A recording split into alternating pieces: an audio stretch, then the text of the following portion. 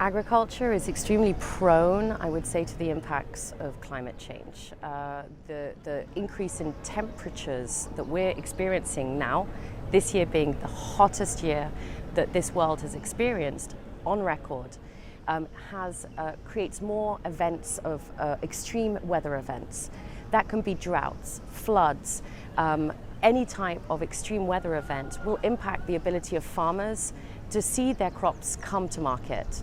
And so in that regard, we're also seeing new events.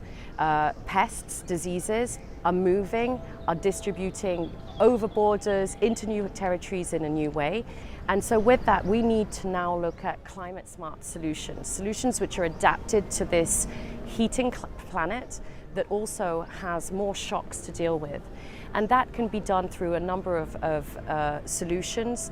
One, which are new breeding techniques that allow for crops which have better abilities to deal with these shocks. But we also need to look with the farmers new ways of integrated pest management. So we know that we have been tasked by the Paris Agreement to reduce our greenhouse gas emissions by 43% by 2030.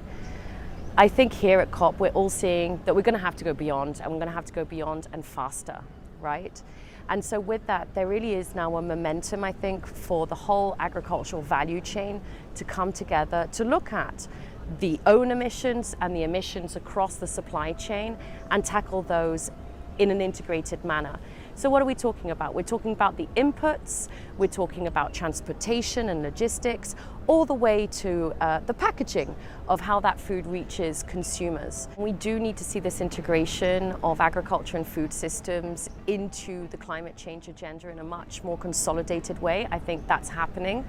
What I would see is the next big encounter on the agenda is going to be February in Abu Dhabi, the 13th Ministerial Conference of the World Trade Organization. How are we going to bring now these climate change issues into the discussions on trade? Because we know that trade can act as a catalyst for us finding new pathways, and it's really a solution to many of the climate change challenges that are impacting agriculture worldwide.